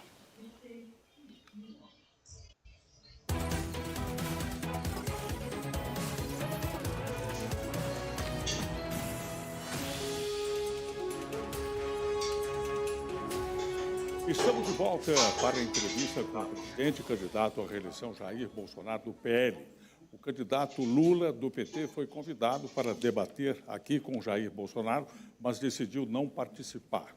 Essa entrevista é promovida pelo maior pool de veículos de comunicação, que reúne SBT, CNN Brasil, Terra, Rádio Nova Brasil, Estadão Eldorado e Veja. Você pode acompanhar essa entrevista também pelo celular no YouTube, da CNN, do SBT News, da Rádio Eldorado e Rádio Nova Brasil, além dos sites de Veja, Estadão e Terra. Neste bloco, mais 4 perguntas feitas pelos jornalistas do pool. Ao final, o candidato terá 2 minutos e 45 segundos para fazer as considerações finais. Nós começamos com a jornalista da Veja, Clarissa Oliveira. Obrigada, Nascimento. Presidente, as fake news dominaram completamente o debate eleitoral agora, nessa reta final desse segundo turno. O senhor foi acusado, mais de uma vez, de disseminar fake news, mas o senhor também acusou o seu adversário de disseminar fake news. O senhor falou nisso agora há pouquinho, citando um exemplo. E a Justiça Eleitoral endureceu bastante as regras agora nos últimos dias e prevê, inclusive, algumas punições polêmicas. O senhor tem sido um crítico forte da Justiça Eleitoral, principalmente em questões como a disseminação de notícias falsas. Eu gostaria de saber qual que é a sua posição e qual seria, num eventual segundo mandato, a respeito da possibilidade de se criar uma lei que pune quem dissemina fake news, principalmente autoridades e ocupantes de cargos públicos. Primeiro, da minha parte, zero criação de lei nesse sentido. No começo do ano, a Câmara tentou a urgência de um projeto para criminalizar fake news. Eu fiz a minha parte, coisa que não costumo fazer, conversei com parlamentares e por 9 votos a urgência não foi conseguida. Então, hoje em dia, qualquer punição por fake news não tem amparo legal. Não está prevista em lei. Agora, eu gostaria que apresentassem quais são as minhas fake news. Olha, essa matéria foi o presidente que fez, está no Twitter, no Facebook do presidente, e é mentira. Me apresente. O PT, ele tem, o Lula, uma simpatia muito grande por parte do ministro Supremo, isso não é novidade para ninguém. Para eu, vamos assim dizer, criticar o PT, se eu fizer fake news, eu estou falando que o Lula é honesto. Eu estou falando que ele defende a vida desde o início da sua concepção, que ele não quer legalizar as drogas, ou seja, você não tem que fazer fake news contra o PT. Você tem que mostrar a verdade. E os números têm mostrado, realmente, a péssima administração do PT durante 14 anos. Olha a corrupção nas estatais. Olha os fundos de pensão. Como tenho dito, né, funcionários da Caixa, do Banco do Brasil, dos Correios, têm desconto até 2030 para que eles possam se aposentar no futuro. E os inativos, os aposentados, pagam também, no mínimo, 10% do que recebem no contra-cheque para continuar recebendo a sua pensão, como se fosse um redutor de pensão. A corrupção no Brasil, nós já sabemos, a fotografia, a Lava Jato tem mostrado aí, os delatores devolveram mais de 6 bilhões de reais, as empresas, por acordo de leniência, devolveram mais de 15 bilhões, nós demos para os Estados Unidos, para a Bolsa de Valores, aproximadamente $1 bilhão, tendo visto influência, descaso, roubalheira, interferência no preço lá atrás. Ou seja, não tem que inventar fake news. Quem seria o censor da fake news? Meu Deus do céu. Eu acho que vai dizer se a Veja continua ou não de pé é a qualidade da matéria de vocês. Se vocês, por exemplo, começam a publicar certas coisas que não são verdadeiras, a própria população deixa a Veja de lado. E eu entendo que o melhor controle da mídia é deixar a mídia livre. E a população, hoje em dia, com as informações que tem, com a liberdade das mídias sociais, é que faça esse controle de vocês, não assinando e não comprando esse tipo de produto. Vamos para a pergunta do jornalista do SBT, Marcelo Torres. Presidente, houve um atraso muito grande na educação das crianças por causa da pandemia, principalmente as crianças mais jovens e mais pobres. Há um consenso na sociedade de que agora é hora de recuperar o tempo perdido. No orçamento da educação do ano que vem, tem cortes importantes aí. Por exemplo, um corte de 97% para a construção de creches. Sobrou R$2,5 milhões que dá para fazer 5 creches. Eu queria que o senhor falasse para a gente se mesmo com esses cortes é possível fazer um avanço na educação, num possível segundo mandato do senhor, e qual seria a sua proposta para acelerar o aprendizado das crianças, já que, como eu disse, houve esse atraso durante a pandemia. Primeiro, temos centenas de creches que foram começadas e não foram concluídas, obras inacabadas. A primeira coisa é por aí. O que nós fizemos? Criamos a Secretaria de Alfabetização. Tá? Criamos o programa Tempo de Aprender. Hoje, mais de 5 municípios aderiram a esse programa. Mais de 200 mil professores já foram capacitados. Mais de 500 profissionais já estão matriculados na formação continuada em práticas de alfabetização. No passado, levava-se 6 meses para alfabetizar uma criança. No meu governo, está levando, no passado, 3 anos para alfabetizar uma criança. No meu governo, está levando 6 meses. Nós também temos um programa já em execução, conhecido como Recuperação de Aprendizado, sendo premiado, inclusive, pelo Banco Mundial como um dos melhores programas do mundo. 6 milhões de crianças já estão submetidas a esse programa. Mais de 2.500 municípios aderiram também. Nós investimos mais de 4 bilhões de reais, desde o início do nosso governo, para levar a internet para as escolas. Então, o que acontece? Nós entendemos que temos que investir, diferentemente do PT, que investiu lá em cima, em nível superior, fazendo faculdades, endividando a garotada. Tanto é que nós tivemos que fazer um programa para anistiar 99% desses jovens que se formaram e não tinham como pagar aquilo que haviam contraído em forma de empréstimo para se formar, nós estamos investindo o contrário, na educação de base. O maior reajuste da história do Brasil para o ensino básico foi concedido pelo nosso governo. Esses 2 anos em casa, realmente, as consequências são danosas.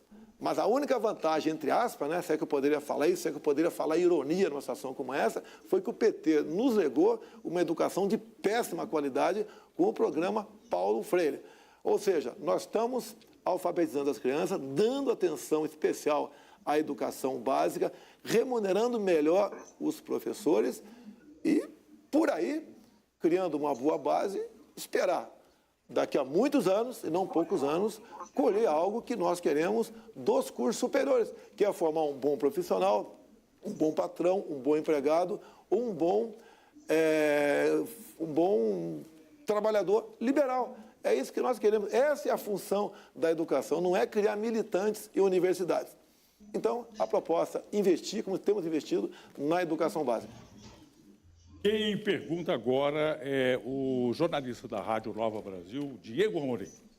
Presidente, na campanha de 2018, o senhor se queixou do tamanho do Estado e disse que teria um ministério com, no máximo, 15 ministros.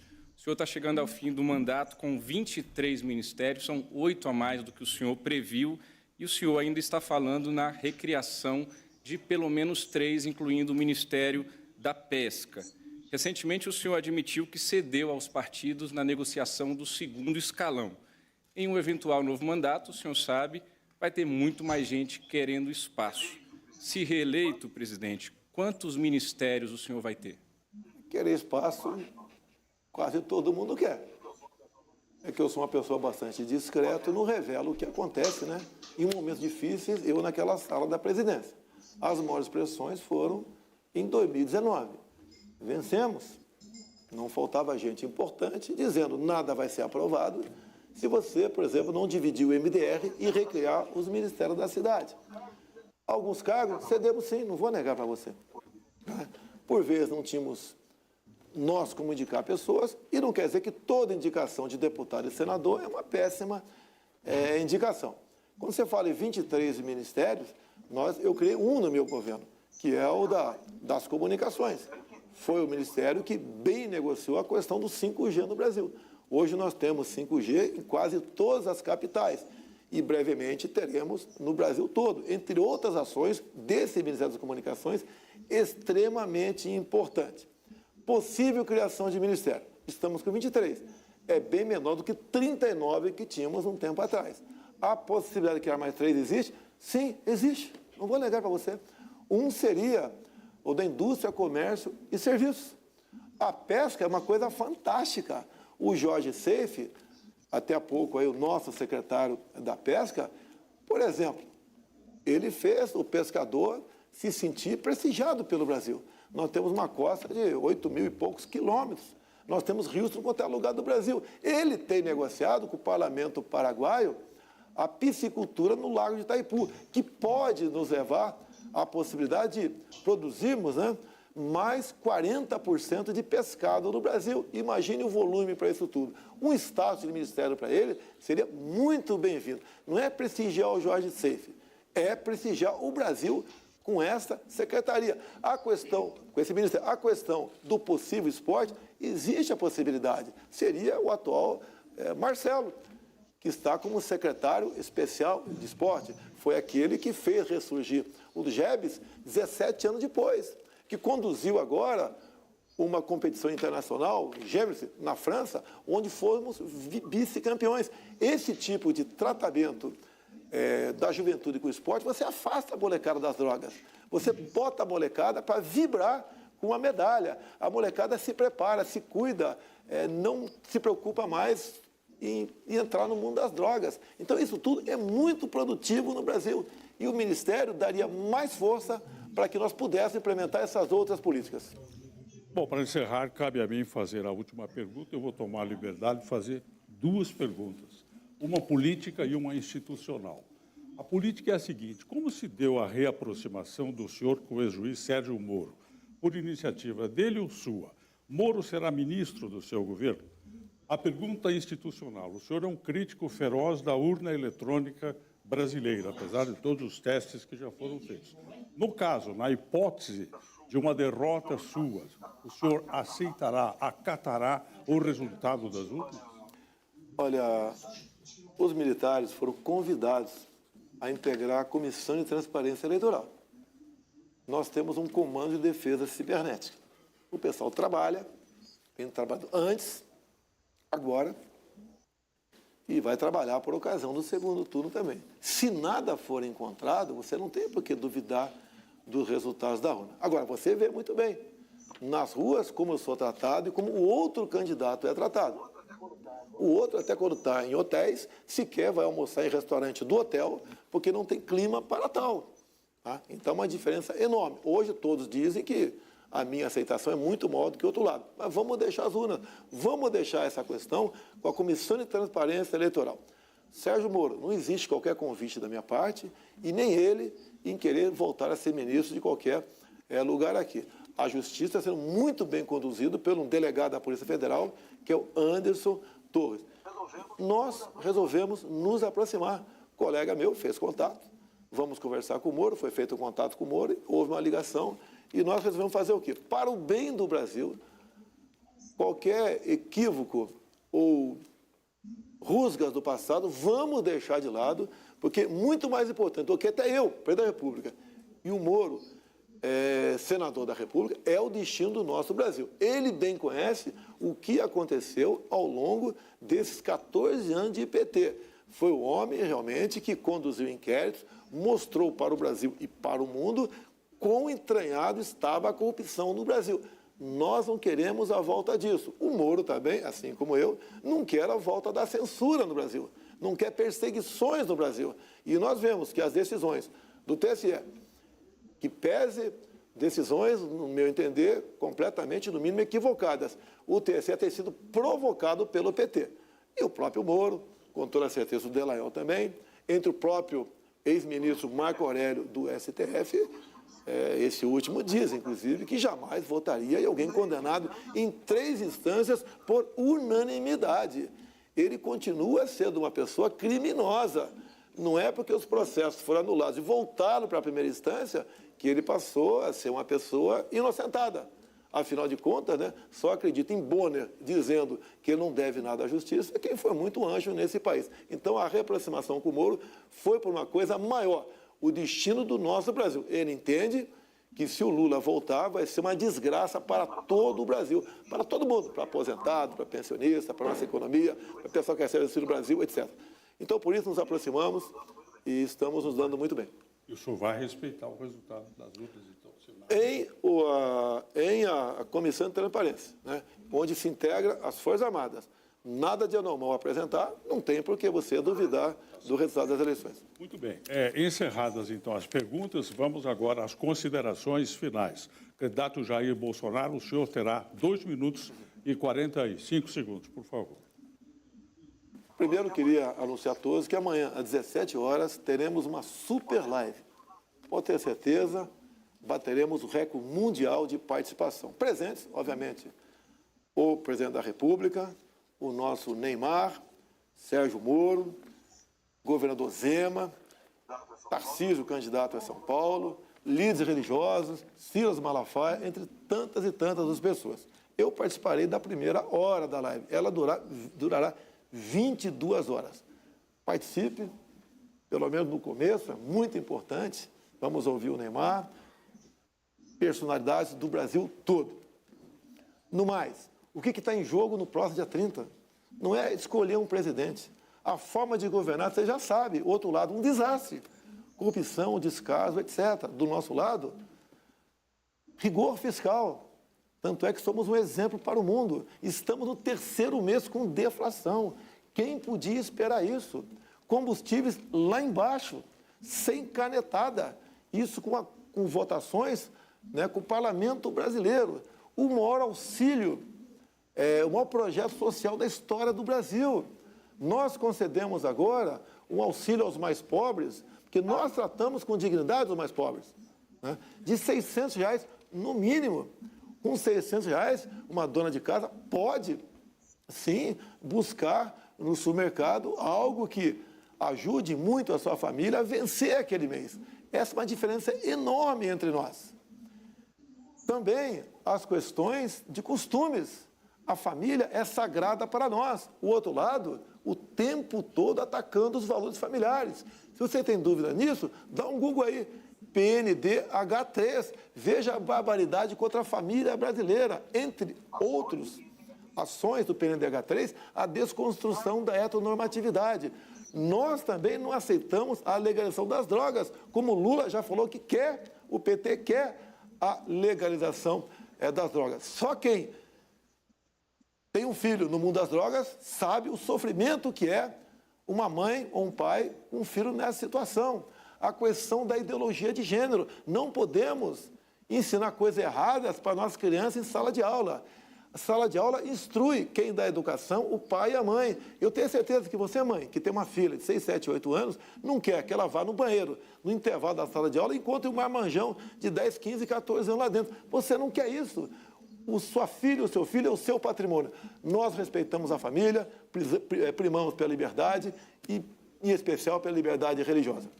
Muito bom. O pool formado por SBT, CNN Brasil, Terra, Rádio Nova Brasil, Estadão Eldorado, Revista Veja, agradece a participação do candidato Jair Bolsonaro. Tenham todos uma boa noite.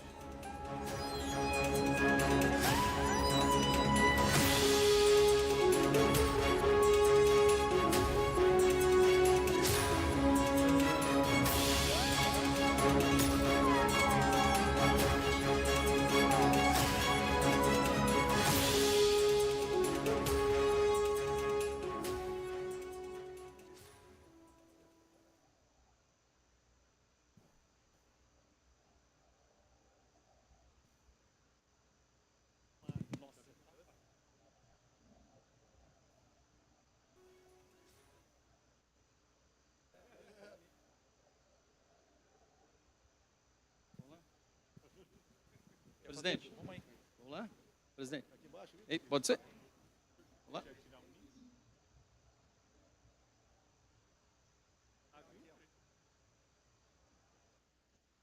Olá, sabatina encerrada. Durante 1 hora, o presidente da República e candidato do PL à reeleição, Jair Bolsonaro, respondeu perguntas de jornalistas do pool de empresas de comunicação formado por SBT, CNN Brasil, Portal Terra, Rádio Nova Brasil FM, Jornal Estadão, Rádio Eldorado e Revista Veja. Eu estou aqui então com o presidente Jair Bolsonaro, candidato à reeleição, e pergunto para o senhor como é que o senhor avalia a participação do senhor aqui nessa sabatina. Primeiro, obrigado pela cordialidade, pela forma respeitosa como tudo ocorreu aqui. O tempo foi o suficiente para a gente responder a maioria dos questionamentos. E tenho me apresentado à população, me exposto, para que ele possa realmente me conhecer com mais profundidade, bem como o que fizemos e o que pretendemos fazer. A decisão é do povo. Eu só peço a todo mundo, por favor, vá votar. Porque pior que uma indecisão, né? Pior que uma decisão mal tomada é uma indecisão. Presidente, foi uma oportunidade para apresentar as propostas aqui sem o adversário? Não, ele podia se fazer presente, não tem problema nenhum, não. Confesso até que estou com saudade dele, tá?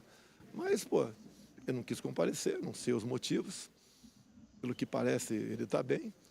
O que foi lido aqui pelo apresentador foi que ele tinha outras agendas. Eu acho que essa é a agenda mais importante.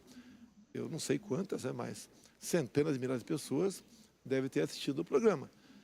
E aqui, pela quantidade de pessoas que te assiste, é muito melhor que qualquer outro compromisso por isso. Mas quem tem que se explicar sobre isso é o adversário. Presidente, eu agradeço ao senhor pela entrevista. Agora outros repórteres vão conversar com o senhor. E eu sigo agora para conversar com o jornalista e apresentador Carlos Nascimento.